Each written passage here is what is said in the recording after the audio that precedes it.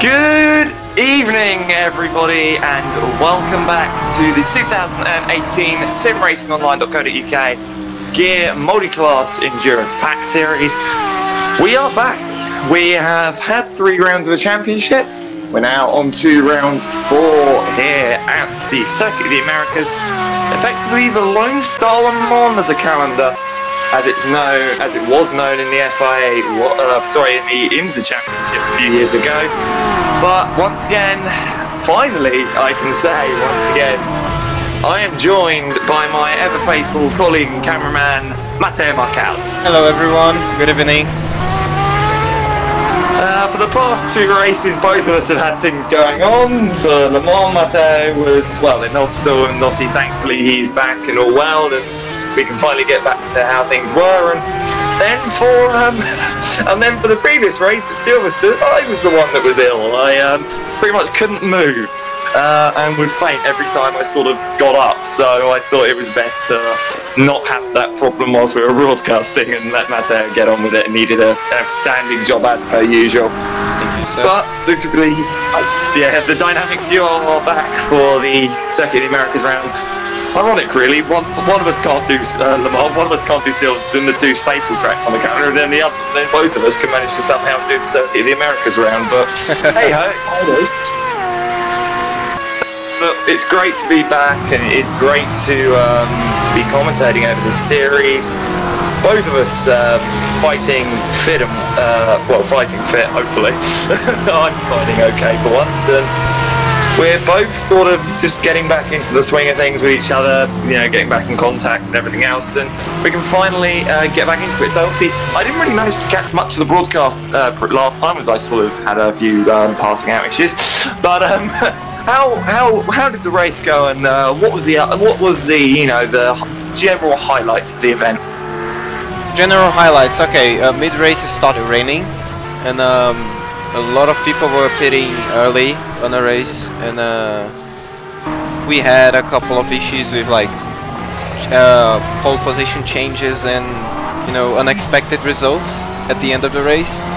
We had a fight to the literally for the last 100 meters of the track for first place in the LMP2. It was awesome, it was thrilling, because both of the first and second place spun at the last corner before the straight, and they turned their cars around and drag race to the finish line. It was pretty awesome, actually. We had, I think, 4 or 5 DNFs on that race because of the rain and people trying to manage the car with slicks on the rain, and got around and just smashed on the wall, and got a little DNF there, here and there. But yeah. The race was pretty cool, actually. I really enjoyed broadcasting the last round 3. Well, it is Silverstone, and it does bring some amazing multi-class racing. Obviously, again, only LMP2 and GTE here. We obviously weren't trusted with the LMP3 class, which is a shame, because it's provided some good racing in a couple of other series I've been prying my eyes on. But obviously we're here with LMP2 and GTE, the LMP2 class filled with the Orica 09, I want to say. My head is half asleep. Yep, Orica 09. And the 09. And in the GTE class, we have the Chevrolet Corvette C7. I will get these right eventually. The C7, the BMW M8, and the Porsche 991 RSR. I know it's either the 991 or the 911. I always get them mixed up. One of them's the GT3 and one of them's the GTE car. And whenever I get them mixed up, it's always quite funny, because I always have people shouting at me for getting it wrong. And undoubtedly, I will be having that with half of the people that know my commentary, and it will be in the YouTube chat right now screaming, "It's the other way round." But obviously, we started the broadcast in the midst of qualifying, and we sort of come to the end of quali and into warm-up and sort of just preparing for what is going to be 90 minutes of racing here at the Circuit of the Americas. And did anyone check the forecast? Because from what I saw, it looked pretty nice race coming up weather-wise.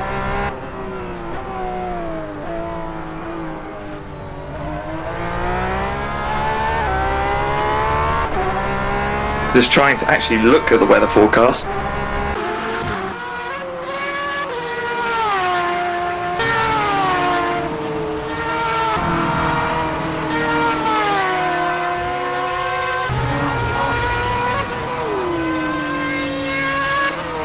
It's 29 Celsius out, sunny, dry race. Looks like it's gonna be like a dry race all around, you know? Well, that's perfect conditions for what is going to be a very, very beautiful circuit. One of the more mixed and driver favourite circuits, obviously. Very much a modernised Suzuka, as I've seen it being called. One of those circuits where you've got the fast-flying corners that will test the aerodynamic and mechanical grip, but you've also got those really, really slow hairpins and really slow 90-degree corners that will really test the traction and how well these guys can get the power down out of the corners. And obviously, with the LMP2s versus the GTEs, sometimes that's a bit difficult. I was driving an LMP2 around Zhuhai the other day, just doing some testing, and noticing that the LMP2's GTEs around there coming out through some of the tight traction hairpins was actually quite appalling. And thank you, and as Matteo has very lovingly sent me the complete weather forecast for this round. Absolutely zero chance of rain, which is really nice to see. It's going to be a perfectly clear day. Bit of wind speed, but nothing too dramatic. Going eastward, so going to have a very, very heavy tailwind at some parts of the track, which isn't going to be too nice for some of the drivers, but shouldn't affect too much. Clear blue skies, meaning no cloud cover, meaning that the track temps might vary a small bit because you never know what is going to happen, especially in the day. But the good news is, without the clouds, it means you've got perfect visibility around the circuit. So if anyone wants to claim, any driver wants to claim that they didn't see the GT car, that they just punted off through the S's, then we can all claim complete lies in that sector. But it would definitely be a good race for sure. And well, we've got a bit of a smaller grid than we did have at the first round of the championship and at the Le Mans round of the championship, from what I saw when I was checking the website earlier. But still a very good grid nonetheless, and still some very, very quick competitive drivers. And I think we've got both of the championship leaders here still, so that's always what we like to see. And from last time out, we had some bit of a title change from what I saw, if I'm correct. Yeah, we did.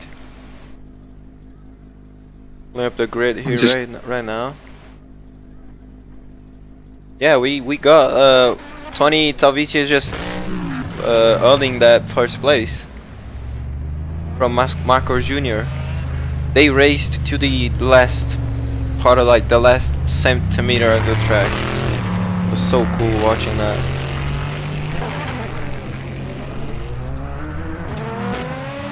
Yeah, definitely. It's always the first time I think in this series that we had a photo finish drag race up to the line, and it's always great to see some of those. We had that recently in another series that I was running my team in, and I think I was sat there biting my teeth going, help me, waiting for the finish, and then the complete elation afterwards. But no, it very much is a very tight moment, because as a driver you're very much focused on getting the exit, and especially at Silverstone, if you're racing up, you're drag racing up to the line, you've got the really tight left-hander into a sweeping double right, and you very much are side by side hoping, and you do not have any idea who has won that race until you see the position tracker update. It is very much a scary sight indeed. We had a really nice highlight on the last race. Cody Abbey just starting first place and Lance Lake starting in second place on the GTE class, and they started the race together and finished the race together. They did not change positions whatsoever. Yeah, but sometimes that's what it's about. You may not always be able to beat the guy in front, but if you can keep on their rear end, you've got that pace maybe in future rounds to challenge them for that race victory. And obviously Cody Eby, from what I remember seeing, he won that race, as you said. So very much a very strong challenge by both of those guys. You know, keeping each other honest, obviously not making any mistakes in the wet conditions. And a good few of those drivers obviously coming over to other series now. I've seen a couple of drivers around in some of the other series I sort of hide in and lurk around in. So great to see these guys, you know, coming out into other series that are using this endurance pack. But obviously a very good few similar drivers, and I think we're lining up on the grid now. So I think, Matteo, when we hit the formation map, if you'd like to go down the entirety of the grid, the LMP2 and GTE grid was. I sort out a couple of technical issues I had basically before the broadcast started. My laptop completely crashed and my Steam was playing up, so I've been having a really nice day screaming at things. And the best part of the GTE duo there, Cody Abbey and Lance Link, they are in the same team, so they placed out their marks, and they actually got all their marks, you know. With 40 and 36 points, respectively. It was very much, yeah, it was very much probably a team game there. They probably thought we can either race each other and risk losing a 1-2 with a, you know, a potential accident if something went wrong, or we can, you know, hold position and take that 1-2 glued to the rear end of each other. And you can tell that those two being teammates, they are going to have a very, very strong end to this season. Most definitely, if I can get my English right today, and I should be the one to be able to get the English perfect first time. But definitely something that we'll definitely see happening a lot better towards the end of this season.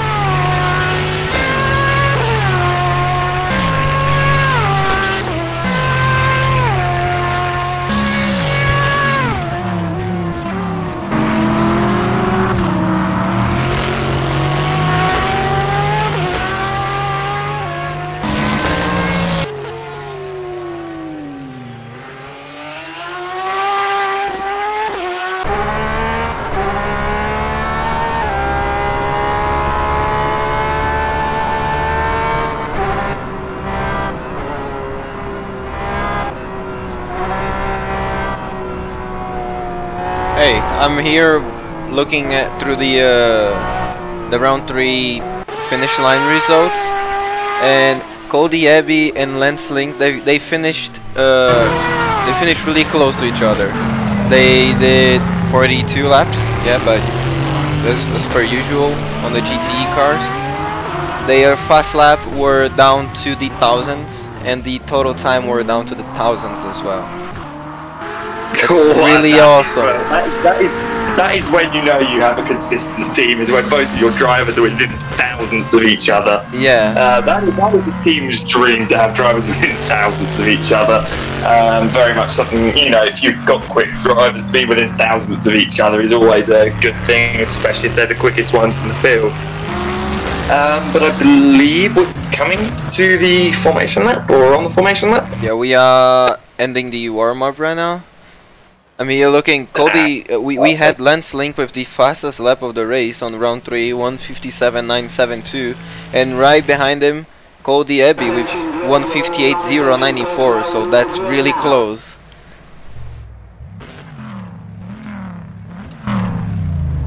Okay, we are now seeing cars coming out of the garages into the grid. Just waiting for the formation lap.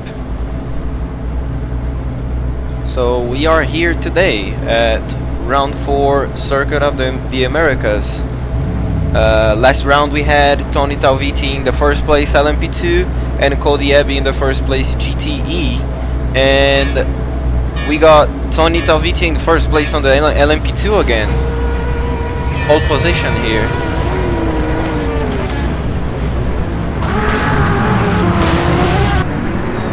On the GTE we have Lance Link, who started the last round, round 3 Silverstone, in second place. He is now starting in first place, followed by John and then followed by Carl. That's really good.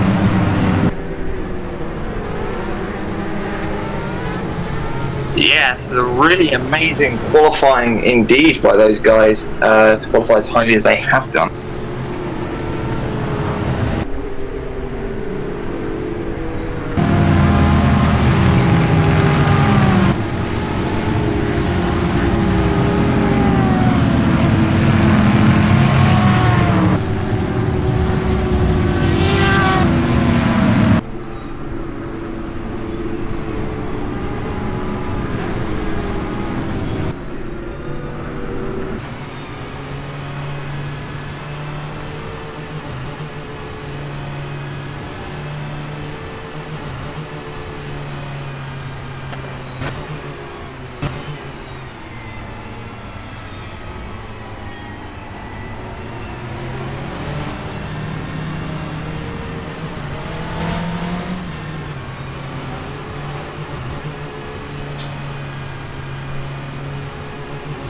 Apologies for not the silence at the moment. Just obviously on the formation map with the grid how it is, and I'm having a couple of issues again. So I'm going to ask Matteo to help out for a second.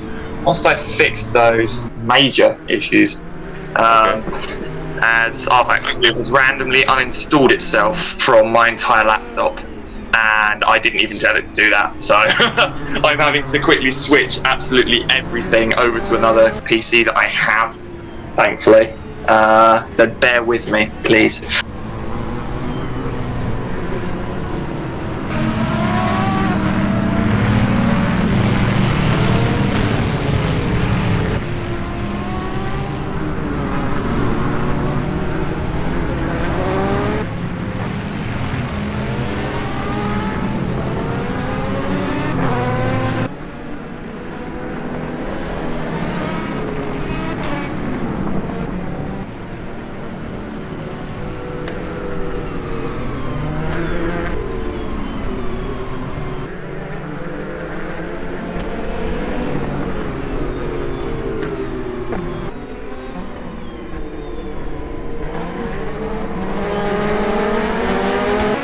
Now seeing here, Tony Talvita in the first place, race starting, LMP1, LMP2 already going, the start finish line here. Oh, Jamie Zuba just bombing through the outside, got a little bit too much on the brake and spun out in the first corner. Let's have a look on the LMP2 field. Lance Link in safe first place here, no dive bombs or anything at all.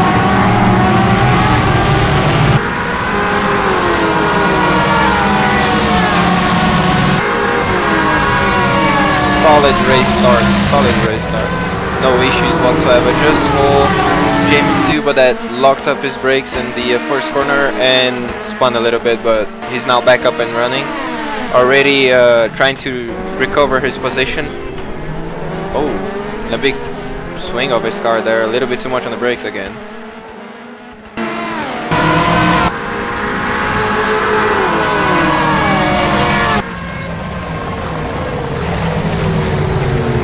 A dual BMW M8 in the front of the pack for the GTE class.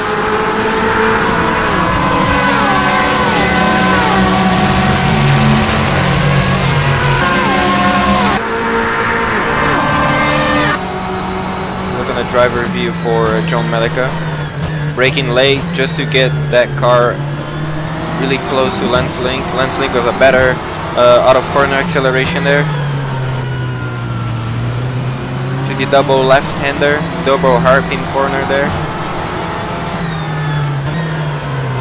Into the really tight first gear left-hander. You can see that Lance Link has a really much faster car to the corner exits there.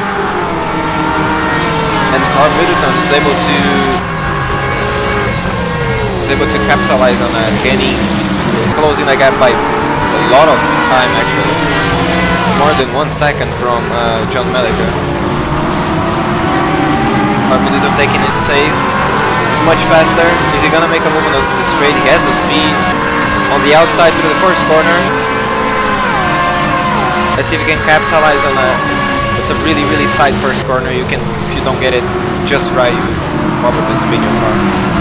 Carmiddleton just not really having it at the moment. Driving safely. You know he can get the race on his end if the tires just get a little bit more wear, the track gets a little bit more rubber in it.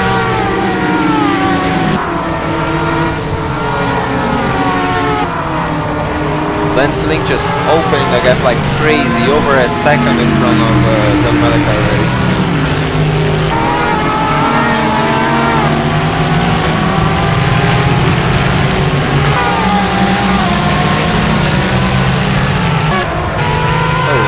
Jerry Chen going a little bit too wide, off track a little bit.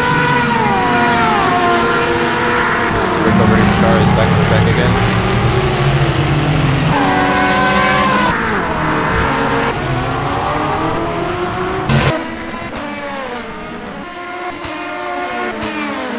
Let's have a look on our old man of the LM2 class, John Van de Geest, starting in 3rd place, still in 3rd place.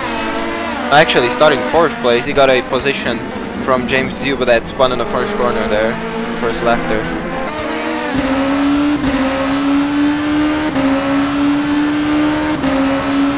He's closing the gap very slowly but surely from Marcos Jr. Marcos Jr. looks like he has much better acceleration in the front straight.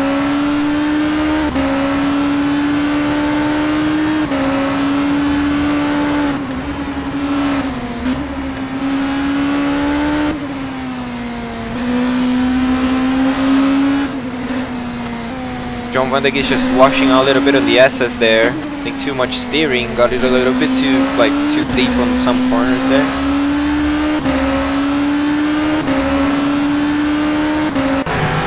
We got Paul Ansley trying to overtake Pablo Finati on this one, both on the Corvettes.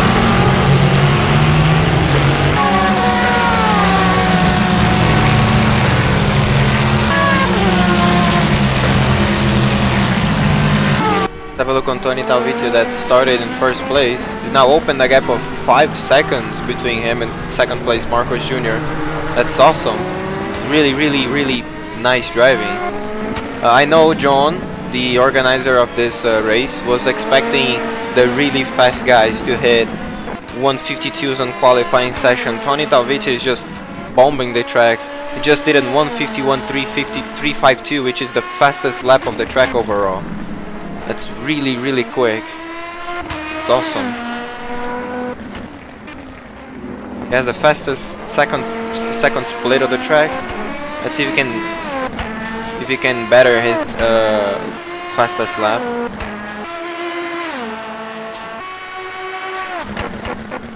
That's consistency. 151.352, which is his fastest lap, and he now just did a 151.369. That's really consistent driving there. Oh, we see Cody Abbey and Pablo Finati just changing positions, battling.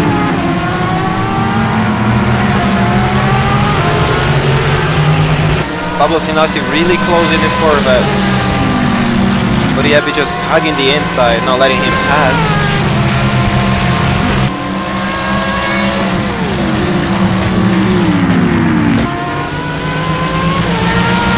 Late braking by him, using all of the track.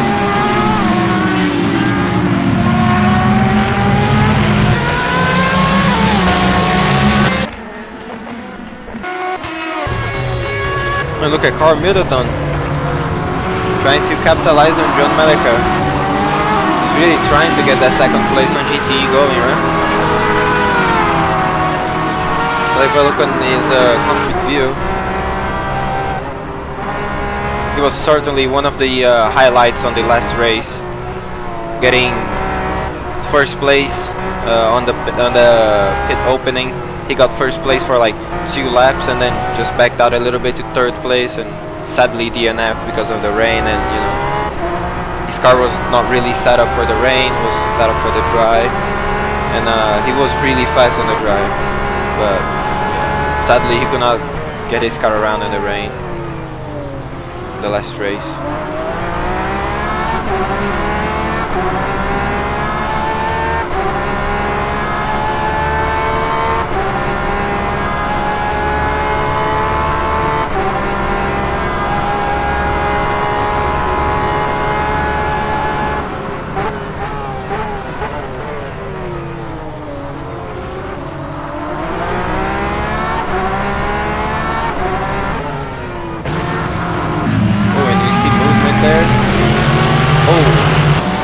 Pablo Finati just lost the car, I guess. He was down to the escape zone. No spinning, no anything, but just like, I think he missed the brake point or something. But yeah, he's still on the top 10 overall with this Porsche 911. Carl Middleton just looking through the inside, trying to overtake John Melica.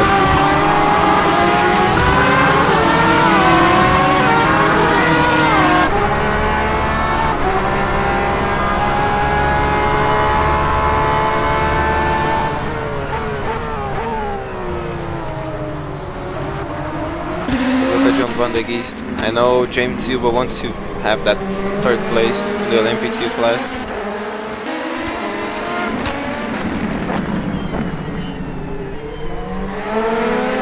Anita Vite opening 8 seconds now from the second place Marco Jr. That's insane. That's really top-notch driving right there. He shaved out 2 tenths of his last fastest. Oh, and a really bad mistake from John van der Geest, going a little bit too deep. Could recover it pretty quickly there.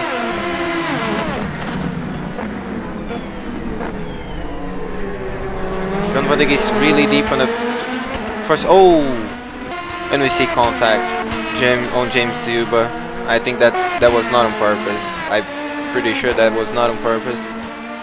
It's a blind spot for sure. That is a shame. You could see really close battles between those two guys. Fortunately. See G.E.A.R with it. Oh my god, on the inside. To the king. Really early in the throttle. Got a little bit too tail happy on the corner exit there, but capitalized on the mistake from John Malik. Is now second place GTE, followed by John Malik and Bart. We still have Lance Link on the first place with a 2-second gap between him and second place Carl Middleton.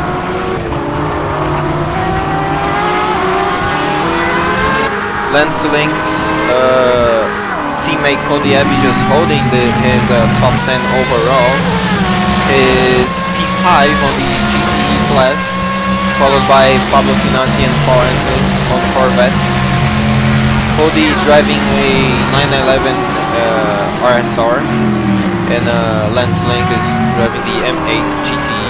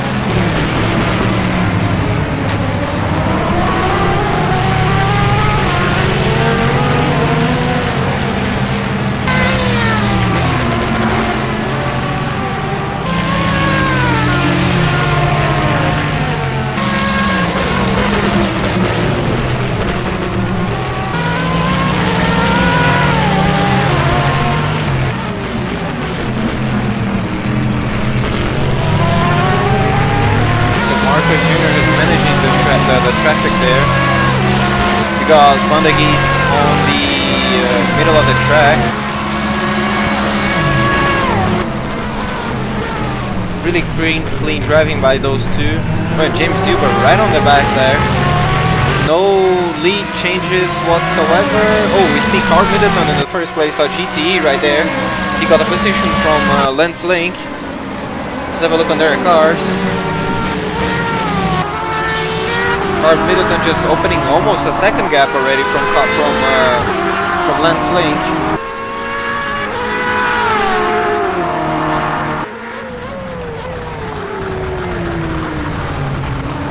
We still have John Malika in the 8th overall, 3rd place on the GTE class, and Cody Abbey on the. He got the position from Pablo Finotti there. He's now 4th place.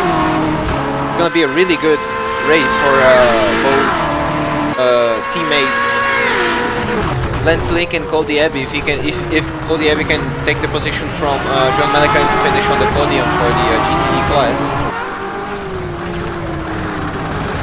I'm also looking down the order, up the order in LMP2 with Van der Geest only 2 tenths behind Marcus Jr. at the moment. Yes. Another 2 tenths difference. Junior quicker than Van der Geest in that second sector. So definitely some pace coming now back from Marcus Jr., who originally lost the place to Van der Geest. Not even a lap ago now. So he has definitely put his foot down. Big slide from Marcus Jr. Just lost the place again for Van der Geest. I think he got inside of the curbs like too much and just lost the car a little bit, but didn't spun, you know. Lost the rear of the car a little bit, managed to save it. Now back on it again.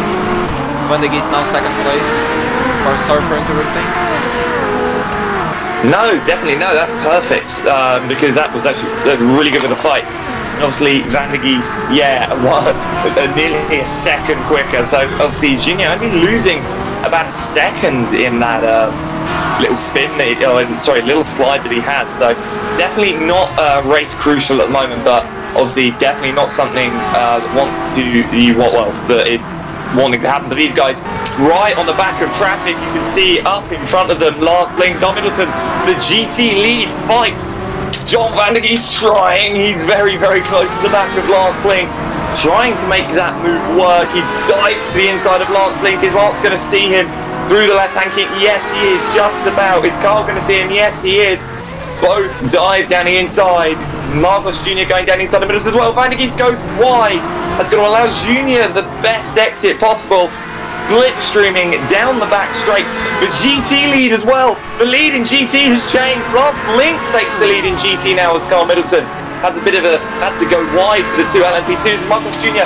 looks like he's going to go down inside of Van der Geest. No, he's not. Oh, he's very late braking by both of them. Go wide.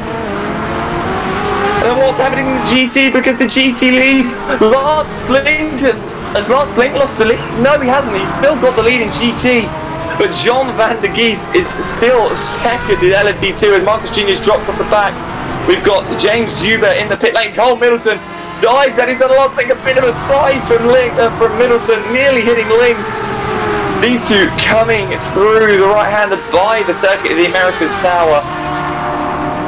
Coming into the penultimate corner. And within a lap, we've had the 2nd place fight in LMP2 and the lead fight in GTE coming together, and it's caused absolute not carnage, but absolutely everything to happen in the space of 30 seconds.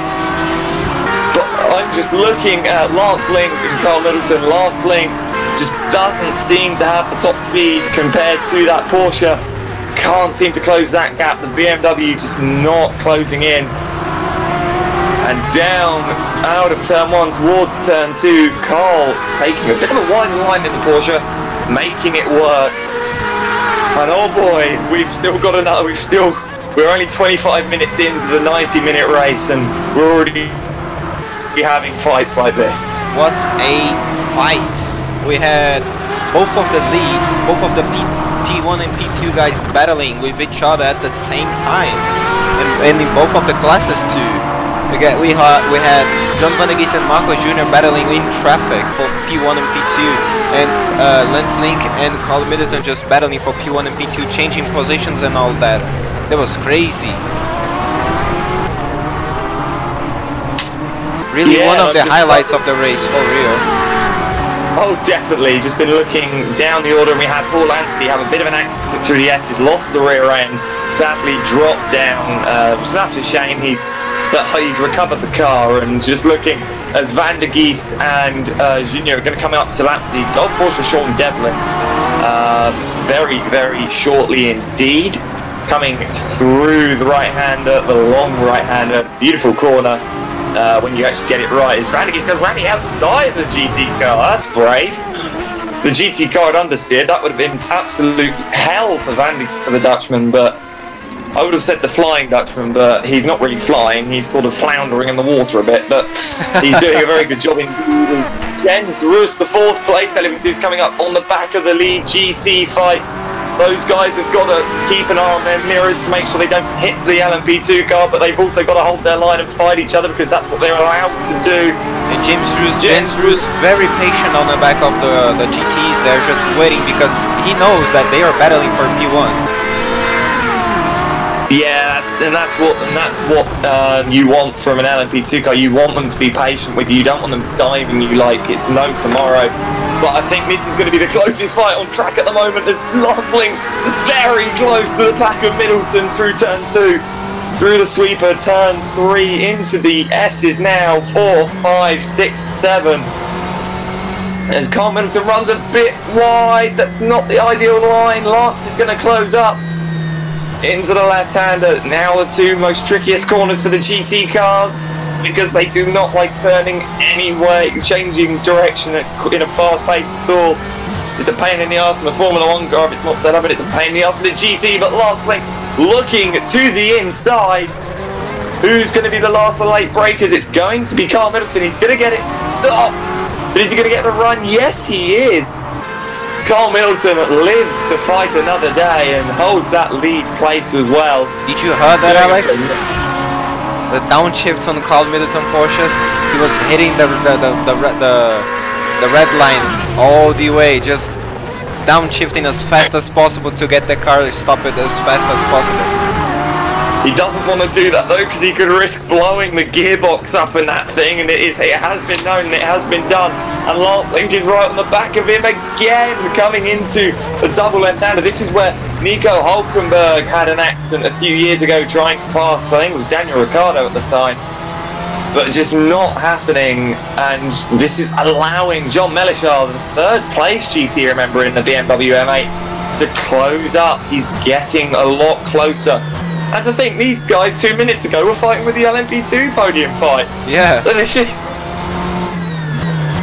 The final corner, it seems that Carl seems to have a bit of an edge over Lance Link at the moment. Both these guys really proving some immense pace at the moment. As I think the fight for 4th is getting closer, because Pablo Finati is looking a lot closer to Cody Eby than he was last time out. So the Corvette finally coming strong this season.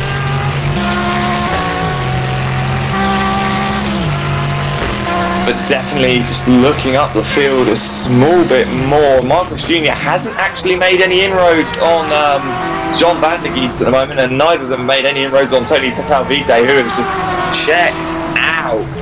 He is miles away from these guys.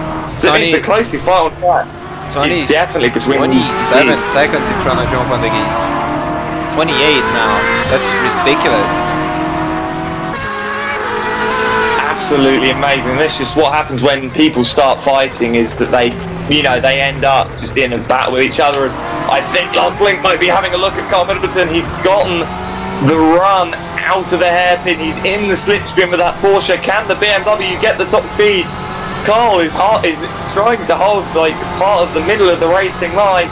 Lance Link with the top speed, the overspeed into the hairpin. Carl brakes later. Lance Link brakes late as well. He's going to try and hold the inside. It's not going to work. Carl just seeming to have a bit more confidence in that Porsche compared to the BMW, but it's nice to see these two still fighting as close as ever, as Carl Middleton taking a defensive line through there, allowing Lance to close right up once again. These two guys really, really proving that they can race, and they can race very hard indeed. John Mellisher probably doesn't even know these two guys are fighting, so he probably doesn't even know that he's closing in on these guys until he sees them. But coming through the penultimate corner, it seems that Porsche's not a bit more settled than that BMW, which is really helping Carl Middleton just keep that lead through the final corner. And definitely Carl Middleton pulls away again because of the rear-engine Porsche. Well, sorry, no, the mid-engine Porsche. I will get my facts right eventually. But definitely a lot better and a lot more stable is that Porsche of Carl Middleton coming through turn 1 once again. Just trying to close up, and he does indeed. Lance Link definitely seems to have the advantage through turn 1. That BMW definitely able to get its power down a lot better. And coming through the S's, you can just see the balance of that Porsche being so much nicer. The BMW being the heavier car of the two, remember, and the longer car of the two. Remember, actually, a lot of the memes coming out of how big it is. Just not able to make it work through the S's, so not the strong car here, but very much proving how quick Lance is to be able to keep up with these guys and keep up with the race leader in GTE. We'll see if he can do anything coming into the hairpin. He's a bit too far back, but he's going to focus on getting the run whilst Carl is focused on watching his mirrors. He's probably mirror driving a bit, which isn't the best things to be doing when you've got a gap. But I think Lance will be a bit too far back this time by... They're just scrolling back up the field as James Zuber had a bit of a close moment with Barrett Ericsson through the S's trying to make a move, but thankfully avoided any problems. As the two LMP2s and Marcos Jr. and Jean Battista are still very close to each other, but just no change at all. And these guys really running consistent lap times to each other. That last time by was actually very close indeed.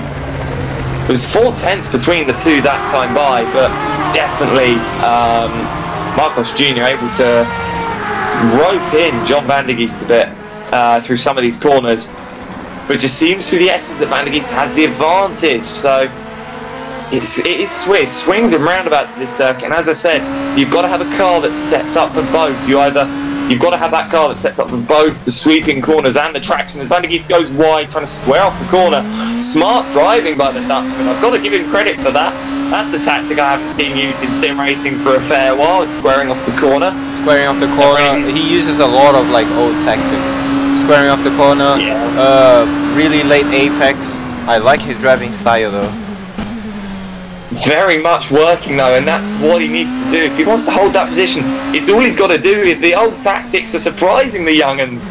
And, you know, I never thought I'd be saying that in a broadcast in my life, but definitely great to see some of the old tactics come back. I remember using some of those old tactics on rFactor 1 back in the day during some races, and even last year, even a couple of years ago in a Le Mans race, I'm squaring off corners. Absolutely amazing with how this is going. And just, a lot of curve there for Marcos Jr. through the penultimate corner. That's not what you want to be doing in an LMP2 car. And still, scrolling back down to the GT lead, they're still nose to tail. These guys are not leaving each other alone. When you've got a fight going on, it very much sticks with it, and it's very much enjoyable to see.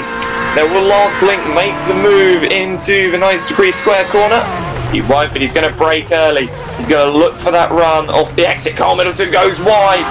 Lance Link taking it a bit too tight to get a run. He needs to let the car run a bit wider. Coming through the double right-hander. Make as much of the apex. Carl definitely likes that tighter line, but it's not paying off as much. There's Lance Link once again with the power. Carl very much getting loose out of there, so Carl's definitely got a stable car, but it's just not biting through the traction zones, and that is where Lance will pounce. So Lance definitely having to eye up where he can get by through the penultimate corner. Who takes more curb? Both of them take pretty much equal curb, so neither gain, neither lost. Swings and roundabouts once again through the final corner. The BMW carrying more speed, the Porsche getting the traction down the front straightaway. Indeed, Carl Middleton having to defend for his life, as Lance Link definitely seems to be fuel saving, I think. Well, he's not fuel saving, but he's holding back. He's not really going for the move. As I say that, he's lost it. He's spun the car. He's spun it round. He's going to lose a place to John Mellisher as well, because he's not got the car back on the circuit. Disastrous. Paolo Finotti has also got to pass Cody Eby down the front straightaway. So that's a move for fifth place in fourth place in GTE. As we're actually going to switch that now because Cody Eby is still trying to have a look. They've got the LMP2 race leader behind them. Cody Eby is nearly trying to go side by side with the S. It's not going to work. Talvite backs off. Cody Eby cuts the corner, lets the LMP2 go by. And he's lost a lot of time. Paul Anstey watching this. He's got the box seat for this fight for the fourth place position. As Tony Talvite splits the two, splits Eby and Finotti. God, in the space of 30 seconds, we've had a car go off, and then nearly another accident. As then Talvite nearly goes into Finotti. Finotti actually braking late, so that's not what you want to do, Pablo. Oh, that was close indeed. Nearly contact between Finotti and Talvite. That would have been on Finotti, in fairness. And Paul Anstey can very much see the back of Cody Eby now. Sorry to cut in there, Matheus, but just absolutely everything going on. And Carl Middleton's now got miles of a lead. Yeah. Carl Middleton now has opened a 8-second lap between 8-second gap actually, sorry, between John Melica and Lance Link. That John Melica actually capitalized on Lance Link's mistake on turn 1 there, and he's now second place. Oh, it's Marcos Jr. and John Van der Geest are very close together. They've just gone past Chen. They're now right behind Gutierrez. That gap was closed right up because of traffic. Traffic given and traffic taketh away. It's Van der Geest dives down the inside of Gutierrez. Gutierrez being very smart, just holding his line. Oh, is Marcos Jr. going to try around the outside? There's contact between the two. Junior goes wide. He's very lucky indeed that didn't go wrong. And oh boy, that was very, very close indeed. Van der Geest with a bit of breathing room now. Oh, Van der Geest cannot relax a little bit. Marcos Jr. just got a little bit of a contact there. I think he got like a little bit too much on his confidence and his car space, and a little bit of a contact, but nothing major, nothing damaging, you know, damaged. Yeah, that was very, very much heart in mouth moment. I think Marcos definitely would have had some corrections to make there, and very much close indeed. As Tony Talvite, your race leader, just lapping Lance Link, third place in GTE, and closing up to the back of second in GTE. His fastest lap. We see someone very slow on the track. Was that Cody? That was Cody Eby dropping a place, dropping a position. Yes, what's happened? He spun it. He spun it. He spun it in the S's. So he's coming through the S's. I'm just having a look now. He's coming through the S's. Brakes, the rear end comes out. He corrects it. Car grip suddenly snaps back. He rolls in front of Paul Anstey. No. But thankfully doesn't cause a problem. Rejoins the track. Oh yeah, that was lucky that Marcos Jr. saw him. That could have been very, very dangerous indeed.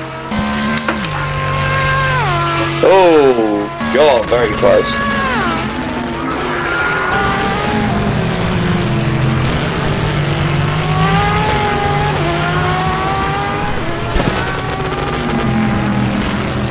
It's gone.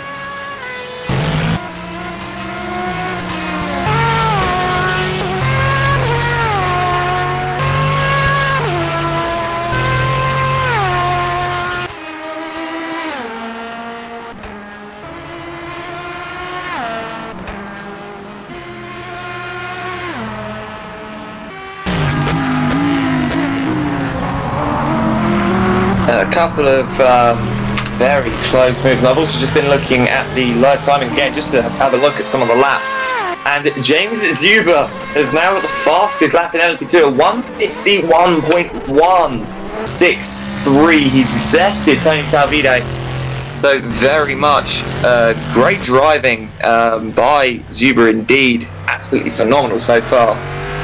Doing a really great job.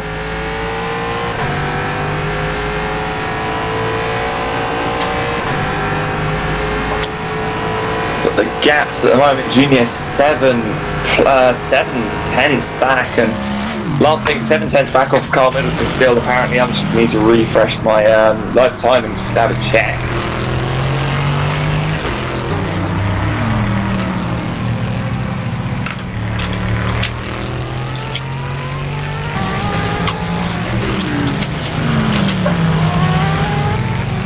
When you get racing like this, you get proper racing, and it's absolutely brilliant.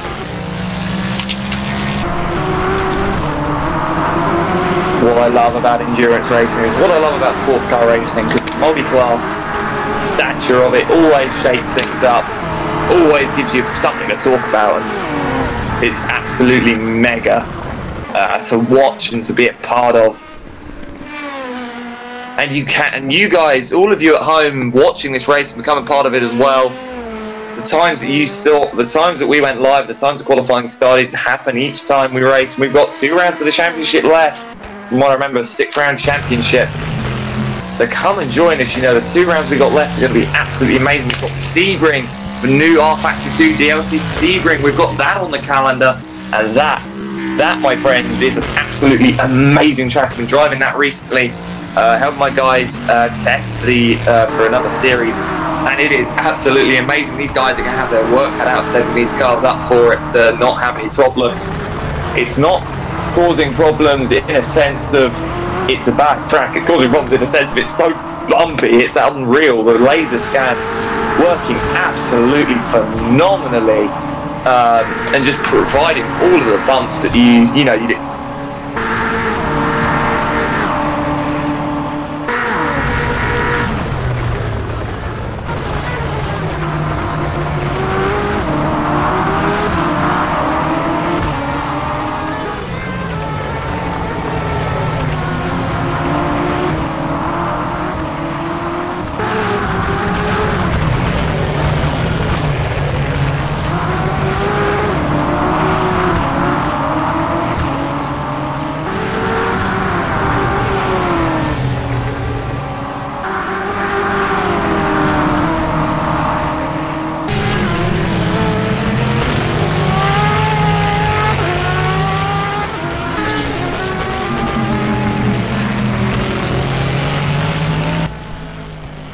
VT in the pits. Marco Jr. got the position, but not for long.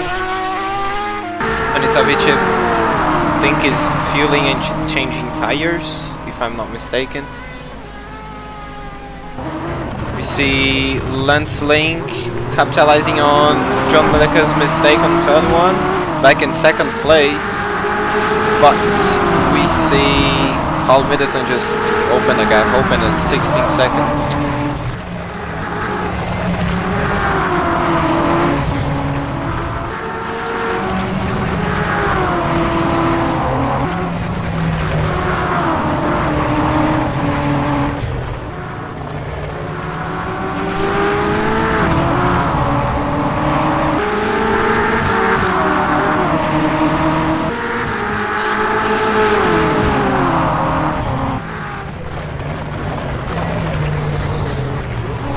Apologies once again, my Discord having a few issues, and we'll sort that out before the next round. We've been trialling against Discord versus TeamSpeak, and we had some TeamSpeak problems, and now we've had some Discord problems. So I'll probably we'll probably hit me and Matteo have a chat afterwards, hopefully, about sorting this out. Yeah, we'll definitely need to have a chat about sorting this out with the problems I'm having with Discord at the moment. But what I'm going to say is we've got a bit of a breather. Yeah. You know, we've got a small bit of a breather with how the race is going and how chaotic it has been. We have a change of positions, yeah, for GTE. We now have Lance Link back in 2nd place. Now, was that a mistake by John Melishar, or yes. Was that a mistake by John Melishar? I think he braked a little bit too deep on the first corner, and he just straight up like missed the corner totally.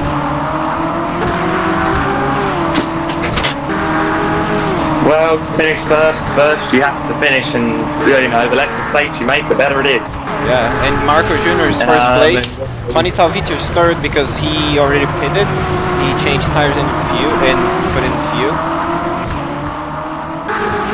Yeah, Van der Geest has done the same, it looks like, because he is out in 4th place. So very much it's game on. Marcus Jr., he is now the man in control, and he's the man they're all going to be chasing. As Paul Anstey is down the pit lane in his Corvette, he's going to probably have some damage to repair as well if he's forgotten to turn that off.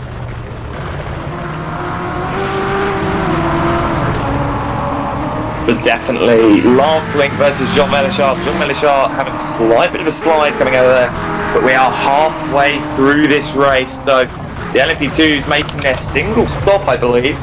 Oh yeah, the one stop they've got to make. Hope that they've pitted about now. They should actually be good on fuel. So anyone who pits around now is going to be good on fuel to the end. As Jens Rules they're 3 wide with a GT. Holy hell! Well done, Paolo Finati. We need a replay of that. That was amazing. Watching by Finati. He sees 2 LMP2s fighting behind them. They go 3 wide into the head for the back straight. There was nearly contact between those 3. Talvite goes as wide as possible and then still gets the move done on Jens Roos. Amazing what fresh tyres can do. That is amazing as Marcos Jr. is in the pit lane. I'm gobsmacked. I'm utterly gobsmacked. Please tell me you've caught that. Yes, I caught that. That was really, really cool. Really close. Top-notch driving by those guys. Holy hell! But Marcus Jr. in the pit lane, Lance Link and John Melishar very close as well. Tony Talvite coming around the final corner, he'll retake the lead. Jens Roos will stay out still, so he's going to try and run his car as long as possible. Means he can take less fuel. Now, Van der Geest around the final corner, lapping Paolo Finati. Marcos Jr. is still in the pit lane, he's not moving. There goes Van der Geest. Marcos Jr., where's the next LMP2? The next LMP2 is James Zuber coming round the long right-hander. Marcos Jr. is leaving his pit box. He has lost a heap of time to John Van der Geest in that pit stop. Holy hell. What's a battle, man? Right, can we calm down again? Oh, it's G.E.A.R spun out in front of Marcos Jr. as I look at Marcos. And he's going to lose a place for Johnny Gutierrez and maybe Jerry Chen as well. G.E.A.R last time out, the race winner, is looking like he's having so many problems here at the Circuit of the Americas. And now with Jerry Chen on his gearbox, it is very, very close indeed. But he doesn't seem to be losing time to him, so just maybe an out of character mistake by Cody. We can keep an eye on this because this could be a change of position coming down the hill once again. 2 Porsches going at it, so no differences except in the setup and the driver quality.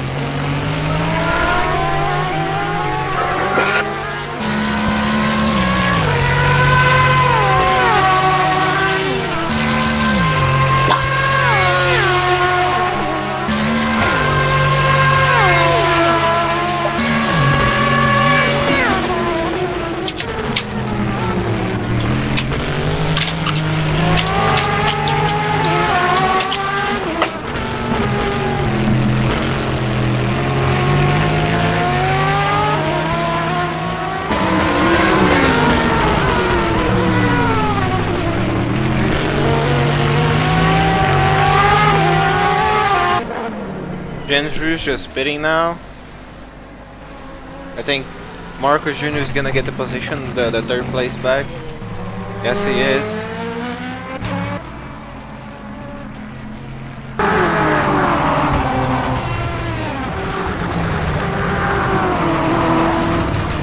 John Medica closing the gap on Lance Link there. He's 0.3 seconds behind.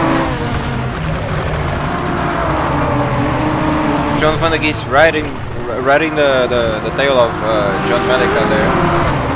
You see Johnny Gutierrez just got a position on Pablo Finauti there. John Vandeguis on the inside on the GTE car. Really patient, waiting. Oh, okay, a little bit of a touch. The corner exit, gonna overtake Lance Link.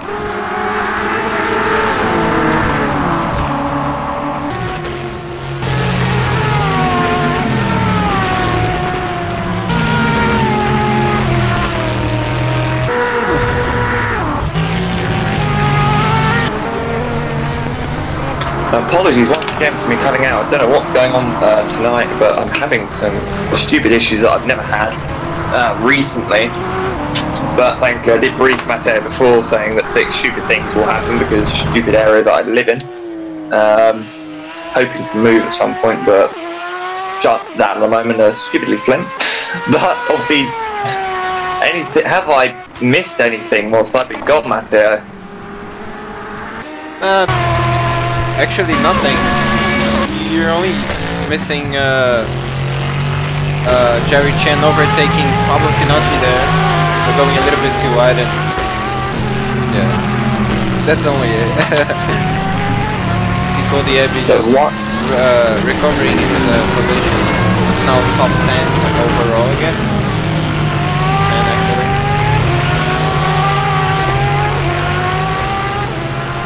So Cody obviously recovering from that spin only a couple of laps ago. Very much testament to how quick he can recover and just get back on it straight away. Great to see. Our Middleton leaving pits now, just done his pit stop back on the track.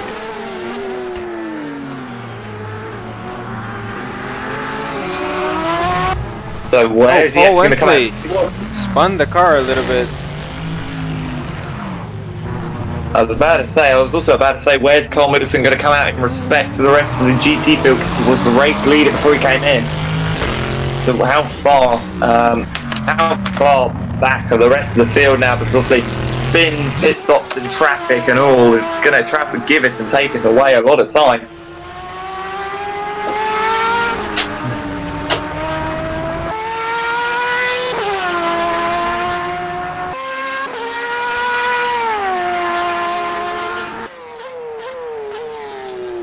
I've got to say, for our first race back after a couple of problems, well, our first race back is there. I will learn to English one day.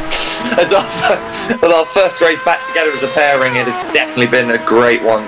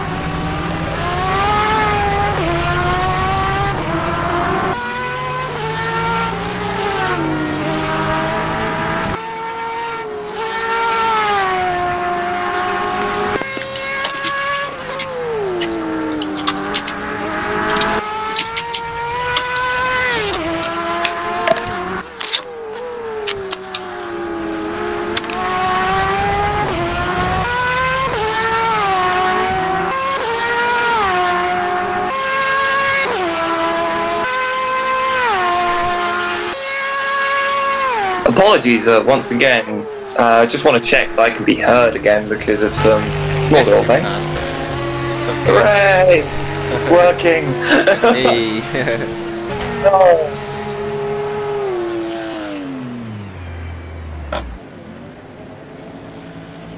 You're loud and clear. So Diaby just pitting, changing tires, refueling his car.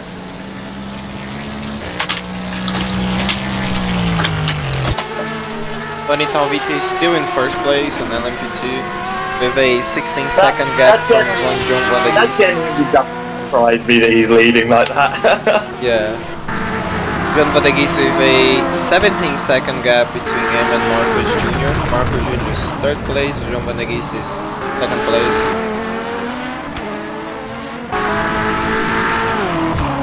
see John Malika didn't pit yet. I think he's gonna pit on this lap. I'm not sure, but I think he is. The problem is with the GTs, they could quite easily do like an hour of this race without any problems. So the GTs will pit anywhere, like actually anywhere within the first hour. It's a case of, do they want to do half an hour then do an hour? Do they want to do, you know, 45 minutes, 45 minutes? Do they want to do an hour then half an hour? You know, it depends sort of what they want to do with their strategy and what they think will work. Yeah. And also how their tyre wear is and everything else. There's a lot, you know, as I made the mistake at Pablo Finati side by side here in the back straight. Pablo Finati with that top end. Oh, that Corvette, very, very, very quick indeed. But Cody seems to have got him, but side by side, and Pablo Finati takes it. But through the mid, now this is through the handling section, so the Porsche is going to really romp through here. But to the inside defense, I believe that's Tony Talvite behind them. Yes, it is. It's the race leader behind them. These guys got to be careful. This is for P11 overall. Have a look at where that is in class in a moment. Oh, as Talvite goes very wide with the long right-hander. Don't dive it on the inside there. Good lad. Not the place, and I see a GT car. Paul Lansby having a couple of problems at the final corner. As Talvite goes down the inside, Cody Eby at the final corner. I think that's job done for now between those two. I doubt there's going to be another move coming in the in the near future for now. But looking at the field, I think Carl Middleton lost time in that pit phase.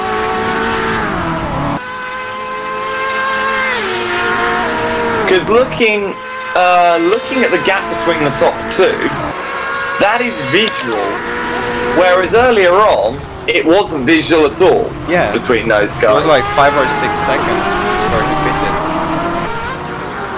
So definitely Lance Link, I think, has the pace here. They got Jens Roos behind them, so I think has Jens pitted? Yeah, he has pitted. So he's down to 5th. So that's behind James Huber, obviously pitted earlier in the race. So James has definitely got to make another stop. I doubt he can make the rest of the race on fuel. Oh, hold on a minute, here we go. I've just noticed another little fight going on. That Pablo Finati Cody Eby fight. They've now called up to Paul Anstey, who I said was having a problem. He's had another few problems, obviously, because he is... My goodness.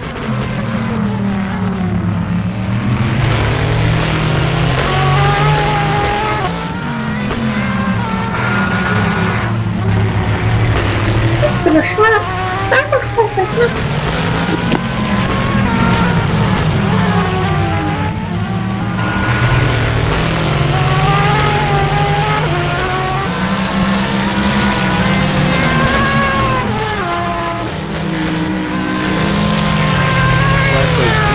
There, Olufinati got the position. He understeered a little bit.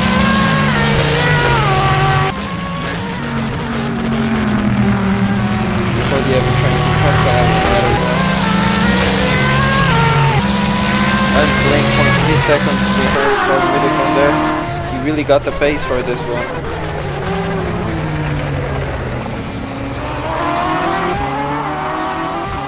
Well, Middleton will have to press the throttle with his 2 feet in order to keep his position.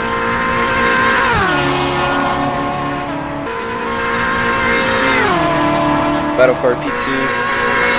Lance Link on the inside, having a look on the inside. They braking for both of those guys. Lance Link hugging the apex. Got the position really, really, really easily.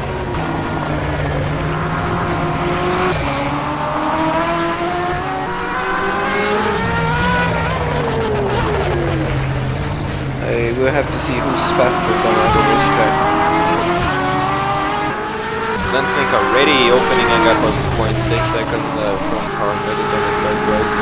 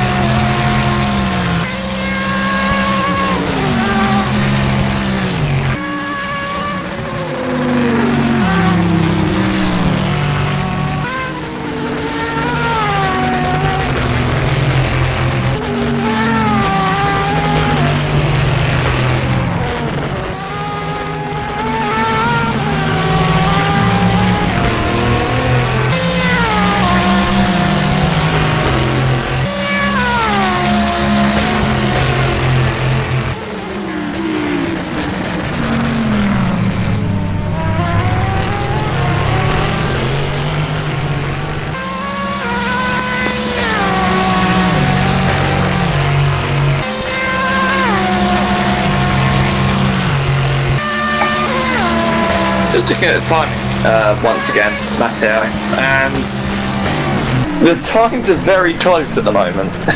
Oh yeah. Like, no one's really gaining, no one's really losing. Actually, let me correct you there. No, I apologize. Lance Link is actually gaining on John Melica. He overtook Carl Middleton. He's now opening a gap like 0.6 seconds already from Carl, and he closed the gap from 18 seconds to 15 seconds now from John Melica. And I think if John Melica hits, Lance Link will overtake them. And probably no, only Lance Link and Carl Middleton. No, John Gutierrez cannot stand a chance. Like 50 seconds behind Carl already. Oh yeah, that's what's happened. Yeah, I was about to say, if John Melica pits it, either way, both of those cars will go through because, it's at least, I think, a 40-second pit loss. And Johnny Gutierrez was, I think, the pit lane anyway. Yeah, he's just come out of the pit lane anyway, so not really, not really much there. But Carl Middleton's trying to have a look at Lance Link. No, there's a very late braking by Carl Middleton there going into there.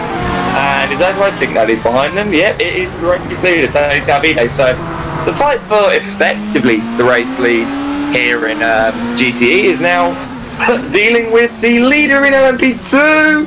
Holy hell, that's close. I think Tony Talvide, he's going to dive to the right. Carl's not going to have to worry. He's going to see the back of the LMP2 and go, oh, this is going to be nice for me. Lance Link having to go a bit wider, not what he wants. Oh, Carl getting very close through there. As Jean Melica is still leading GTE as Middleton's getting very raced in. Carl wants this effective race lead.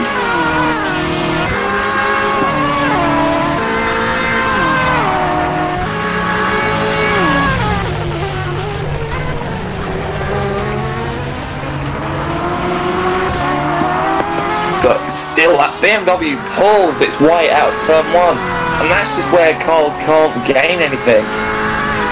But speaking of gaining things, Pablo Finati's gained a lot of time on Cody Eby through the middle section, so he's closing right back up again. So we've got a fight for what is effectively the race lead, and a fight for what may even be the effectively 3rd place.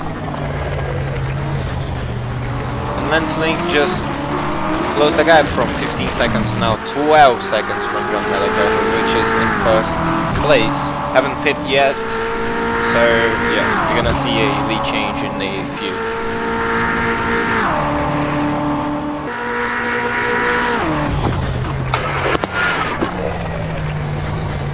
But yeah, definitely we're going to see the race lead change on track very shortly through the pit lane, and it will very much change with these two guys, Carl Middleton and Lance Link, very, very much closing down on each other as Carl taking different lines, and it works out for him. Obviously, remember the geometry of the Porsche and the geometry of the BMW, very much different.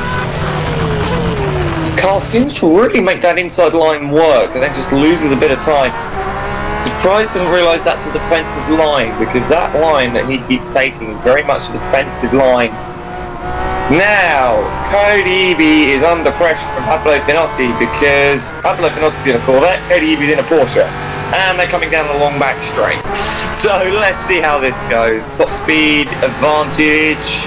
Actually, it's going to the Porsche at the moment, and now it's going to the Corvette.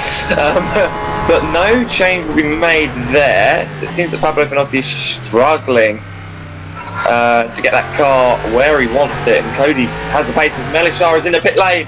There's Carl Middleton looking at Lance Link.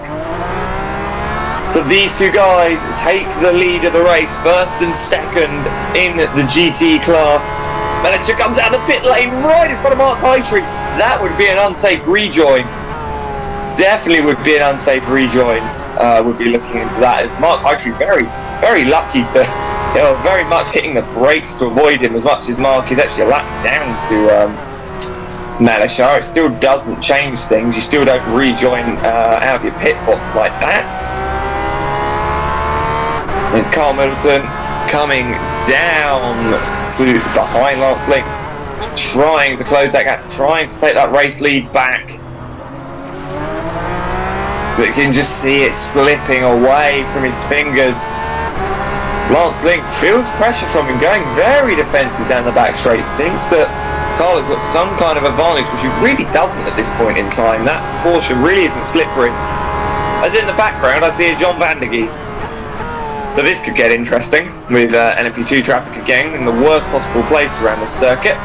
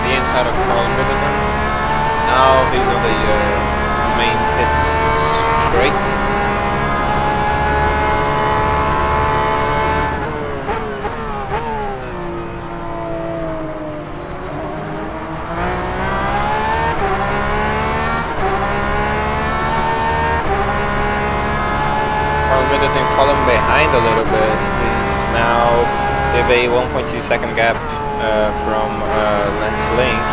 He was with a 0.4 second gap. Now with a 1.1 second gap, 1.2 second gap, sorry.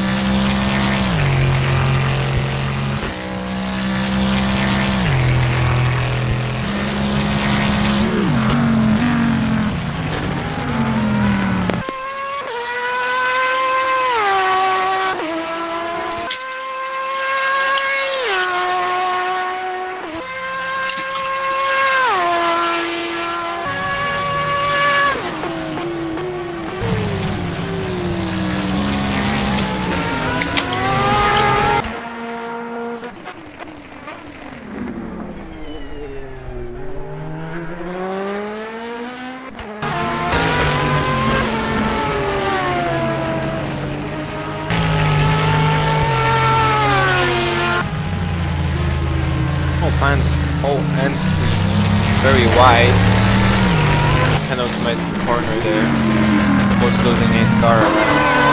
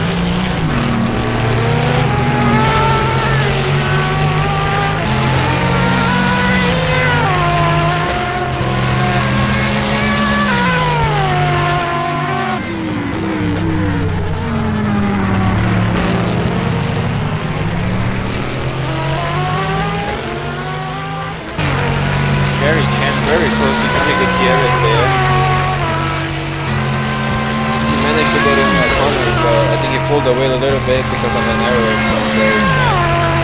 Jerry Chen closing the gap very quickly there. Jerry is going defensive. The battle for position 12 overall.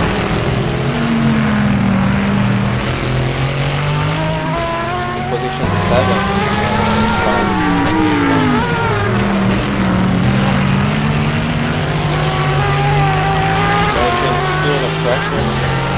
Still under pressure.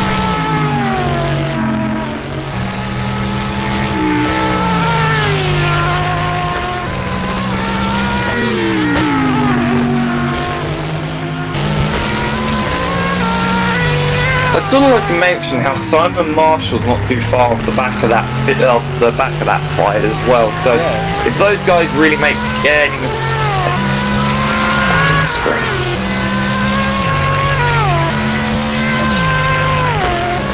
I'm gonna fucking scream.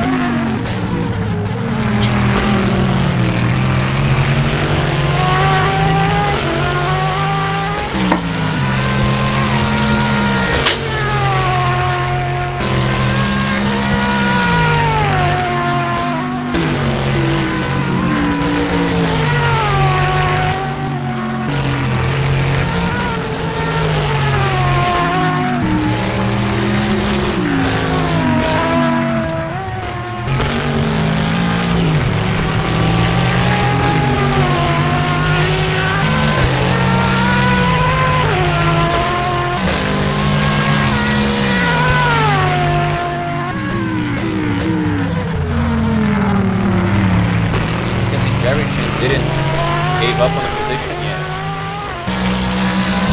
There's a better straight line speed. Looking the gap now, 0.5 seconds. 0.4 seconds.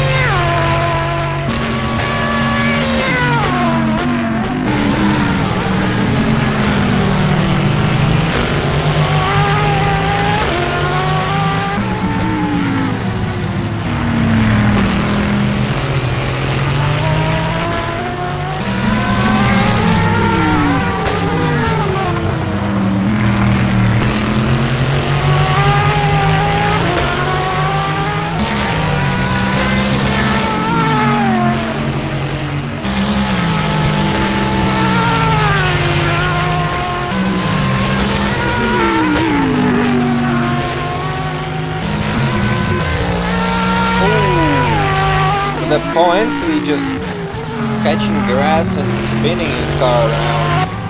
Oh god. That was really unfortunate. He's losing 4 positions. 5 positions. Oh wow.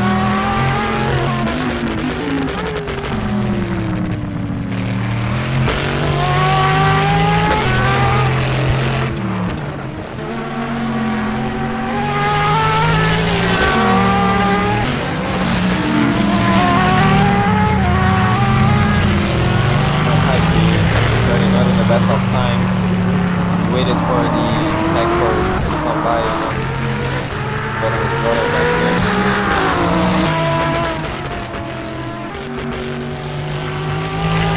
Seven class version, better than the G.E.A.R still. Let's have a look on Q1 overall. A 33-second gap from John Van de Gies, which is in second place, LMP2 Classic.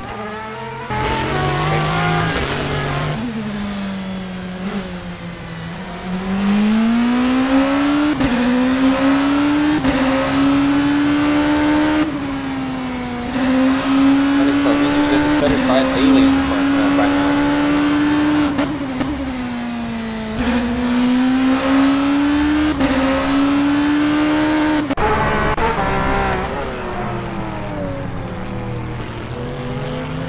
Traffic for joining the service and George, and then there's John Van de Gies on the P2 car.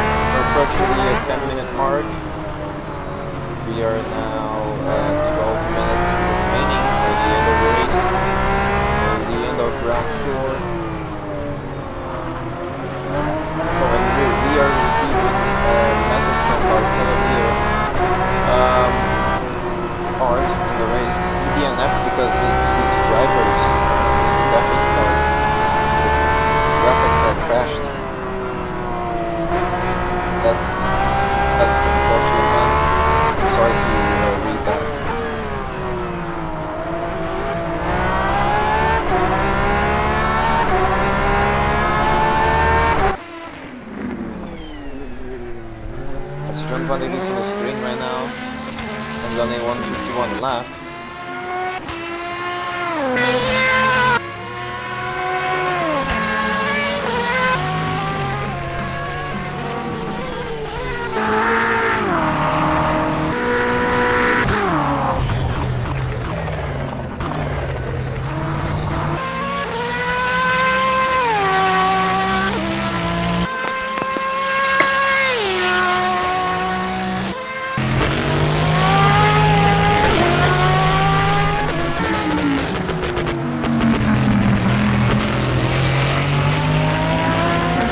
Just looking at the times that Tony is setting at the moment out front in LMP2, they are really consistent lap times.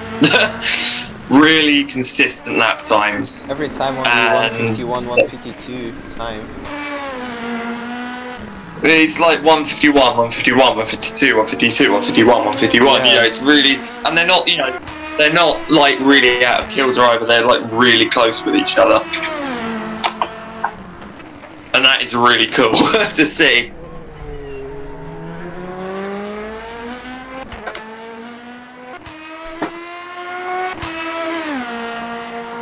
But we are coming towards the end of this race now.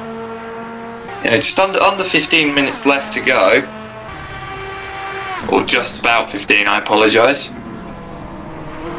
No, 10 minutes ago actually. Oh, 10, sorry, I just read. I know when I was looking at the start.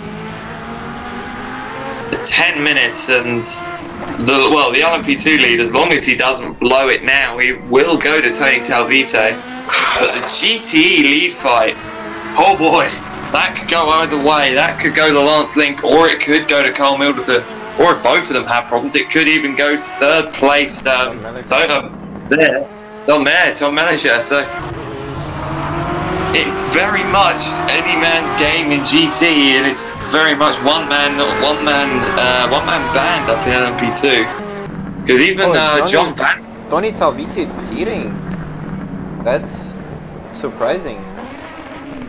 Well, he came in before the 45-minute mark. He did come in pretty early, didn't he? If you remember. Yeah. So I don't think he's got enough in that tank for it to work, because the LMP2s, they run about 45 minutes, 50 minutes, dependent on the track and dependent on the fuel settings. So it very much does require you to be very good at fuel saving. Now back on track, just refuel this car, only fuel, no tire. Yeah, so that would have been a splash and dash, so he'll be good to the end now. He'll be very good to the end now. And I think he'll be very happy about that indeed. Tony Talvite is now just a certified alien by now.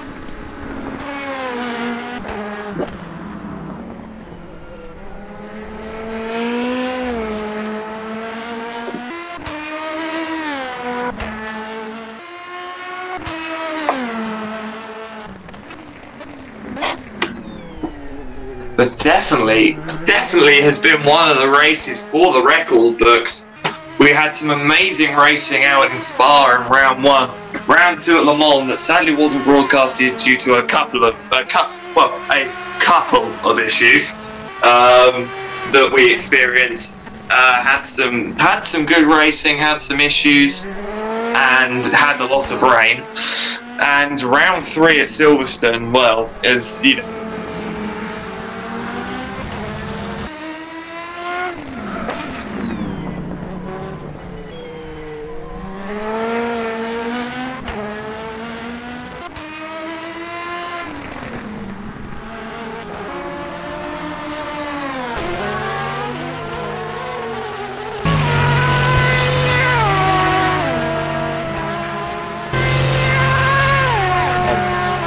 approaching the 5-minute mark to the end of the race. James Roos now in the pit lane. He's only refueling.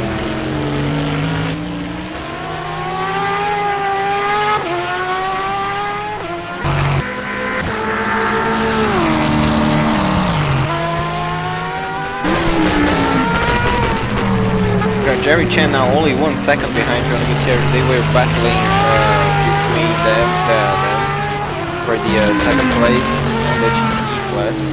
Oh, and see Paul Ansley DNF there.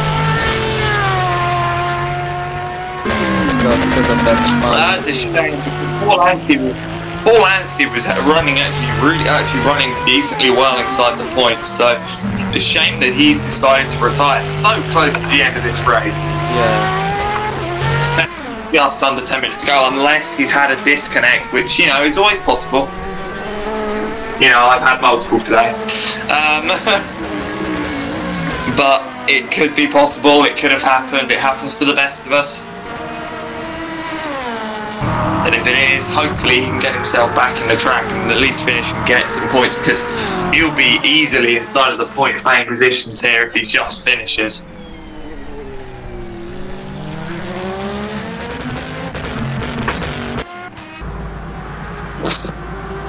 Mark High 3 on the pits for quick review.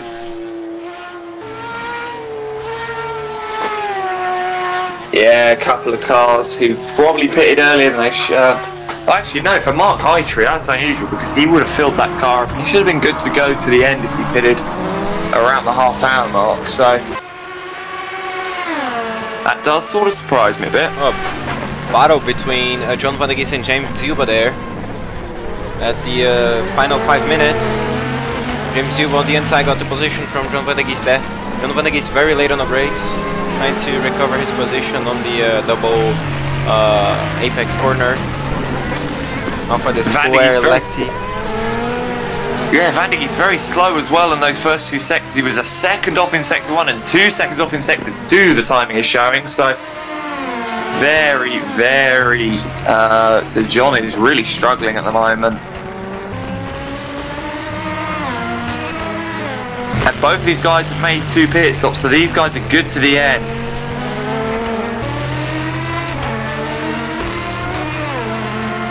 It'll be very interesting to see how these guys do. He might be, but he shouldn't need to. He was a second off. That's another fastest lap, I believe, for James Zuba. Sorry. We're now approaching the 3-minute 30-second mark for the last part of the race. So that is going to be around 2 laps, I think. 2 laps actually.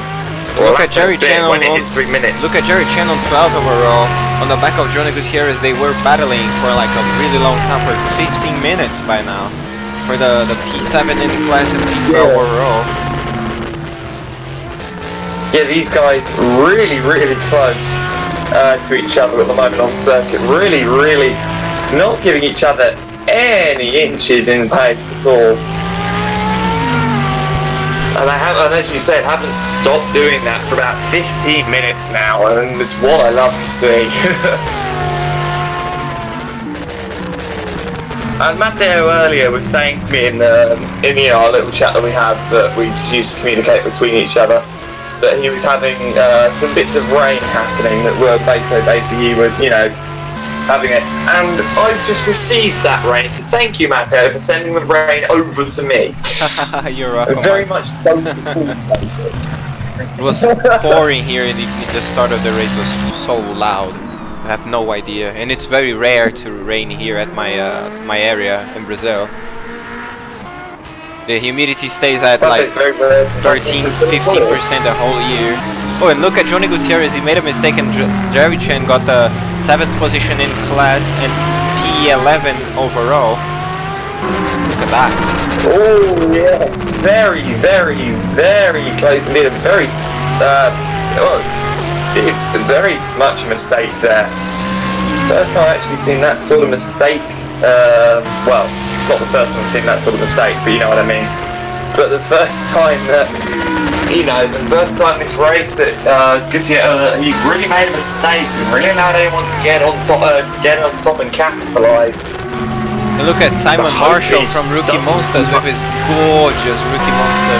Porsche 911 closing the gap. 0.4 seconds now, 0.3 seconds now, he's faster. 2 seconds I've now done on very the well to outside. not mention that car today.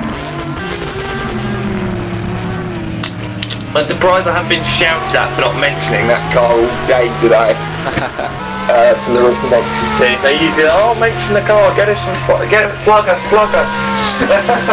But no, very much trying avoiding talking about their car too much. Oh, look at Johnny losing the back end of his Corvette, losing the position from Simon Marshall in his rookie monsters paint, the 911, which is gorgeous. That car looks really good.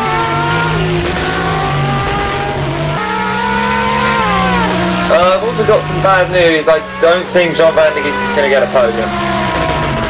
Yeah, John Van der Geest 6 seconds behind James Zuber there.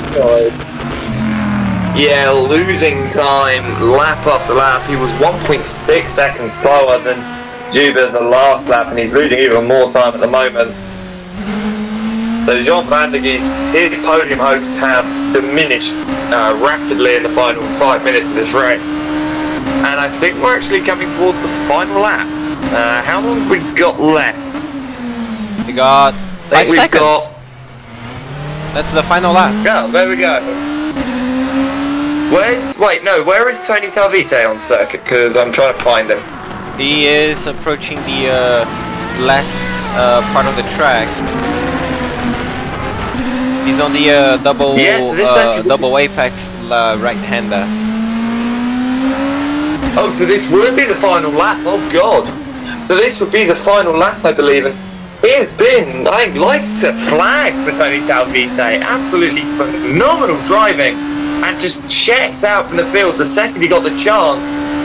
He'll come round the final couple of corners, and well deserved in itself. Tony Talvite coming across the line to take the victory here at the 4th round of the 2018 SimRacingOnline.co.uk G.E.A.R Multiclass Endurance Pack Series here at Circuit of the Americas Lone Star Le Mans. And what an amazing drive it was indeed by Talvite. Dominant victory. Dominant isn't actually the word for this race for him, I don't feel. And Lance Link just finished in 1st place, Carl Middleton in 2nd place, and John Malika absolutely in phenomenal 3rd place on the GT driving class. by Talvite. Now Marco Zuber on the for the checkered flag, 2nd place on the LMP2, 2nd place overall too. And James Zuber for the checkered flag in 3rd place, LMP2 and overall. Now John Van der Geest for the checkered flag.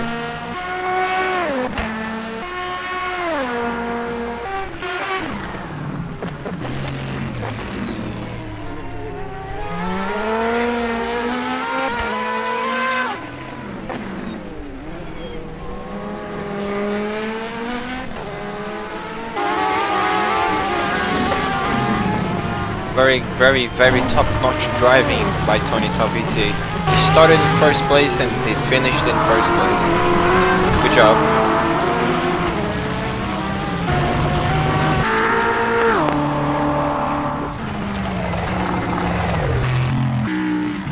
Absolutely amazing racing, and Jesus Christ. Top-notch driving by everyone. Yeah, absolutely amazing. I'll give you a proper update on things in a second. Obviously, we came towards the end of that race. And the highlight for this last part of the race, I think it was Simon Marshall coming from P14 overall to P11, 7th in class. That's really good. That's really good. He overtook Johnny Gutierrez and Jerry Chen for the P11 overall. The rookie monsters. Amazing drive. Yeah, amazing drive by Simon Marshall. Just very much having his own little race and doing his own thing and keeping out of trouble, not annoying anyone.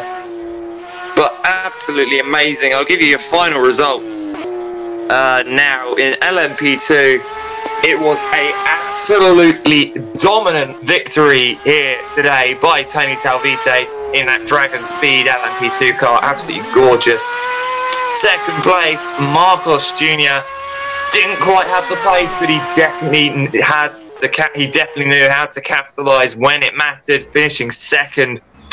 Third place, James Zuber, the second car in the field to have 2 pit stops, pitted early, pitted late, and made it work. He manages to take that final podium spot ahead of the floundering Dutchman of John van der Geest. An absolute shame he didn't get a podium. He was really looking strong early in the race, but just lost the pace towards the end. Jens Roos finishes 5th and last of the LMP2 finishers. And then we go down to GTE and Lance Link. He held off the challenge. He made the move when it mattered. And he managed to beat Carl Middleton in GTE. Third place was John Melishas. It's a BMW 1.3 with a Porsche in the middle. Fourth place was Pablo Finotti, the Corvette, finishing very well indeed. Fifth place, Cody Eby. Not quite a strong round, made a couple of mistakes, but definitely very strong driving from him indeed. Simon Marshall next in the Rookie Monsters Porsche. Very quiet race for him, but very much managed to pull himself up the field. Then it's followed by Jerry Chen, Johnny Gutierrez, Barrett Erickson, Mark Heitree, Paul Anstey, who retired, and then Sean Devlin, Bart Slobodzian, and Nuno Rodriguez. Your retirees from this race here at the Circuit of the Americas. And I've got to say, as much as we've had the technical issues, as much as we've had the small little problems, it's been a very, very good race indeed to watch and to be a part of.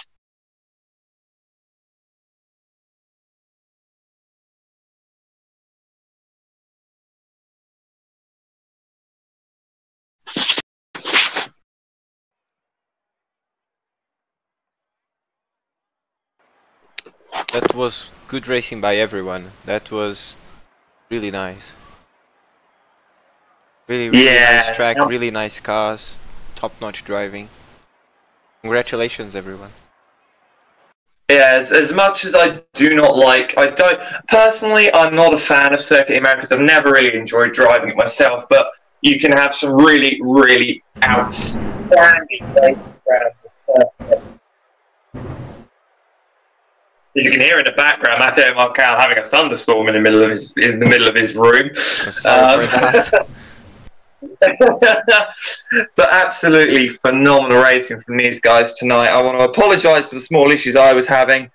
Yeah, a lot going on for both of us, with weather, with rain, with storms, with Wi-Fi with internet going completely haywire.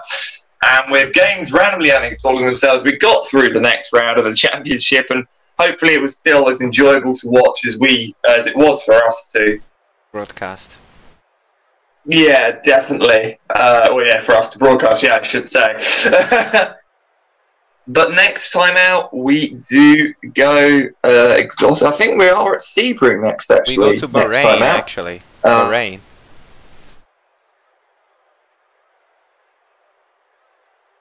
The next time out, we go to Bahrain.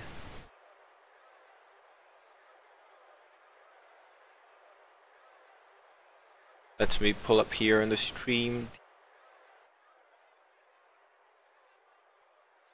Forum. Yeah, this is our round 5. It's gonna be at Bahrain at the same time at October 28th.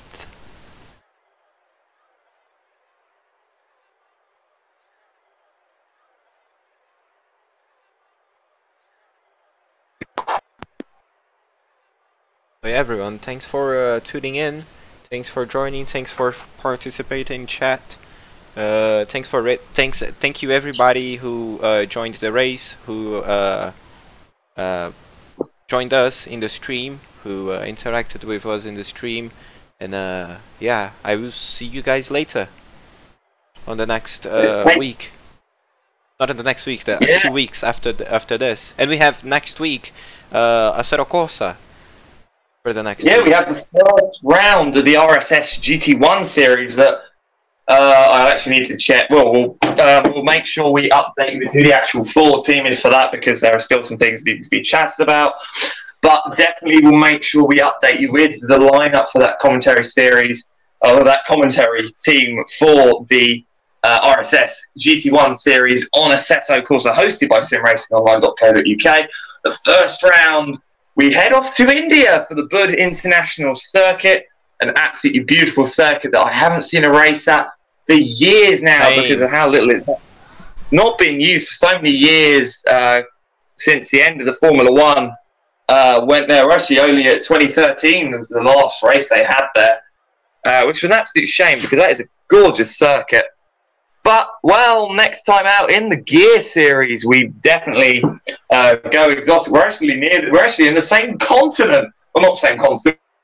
Very, very much closer in the Middle East for round 5 of the championship at the Bahrain International Circuit for an hour and a half once again. Well, I have sort of been your commentator, Alex Skinner, once again. Matheus Marçal has been your absolutely perfect, any problems whatsoever, broadcaster, streamer and commentator once again alongside me. It has been a pleasure once again to be commentating here on behalf of Sim Racing Online. And obviously it's been an absolute pleasure once again to be commentating alongside you, Matteo. Thank you. It's been a pleasure too, man. Yeah, of course. And obviously, until next week, the 20th. No, not the 20th. I very much thought about the 21st of October. I believe it is. Will be the first round of the RSS GT1 series. So if you haven't signed up, go and sign up already. We already have 32 signups, 33 signups. Oh, geez. Well, geez, I'm already... Okay. Ignore me then. But no, come and get yourself signed up, because reserve spots very much do exist, and it's always great to have, it's always, if you can always get a shot. Simon Marshall actually started out the G.E.A.R series as a reserve driver.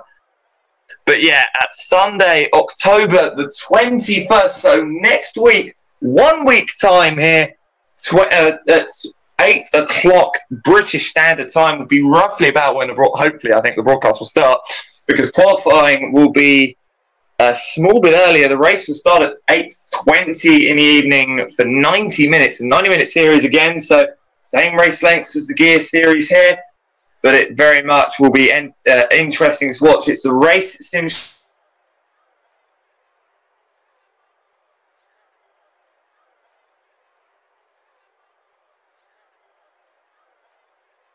So as Alex was saying, so we were gonna be racing at India in the next one, and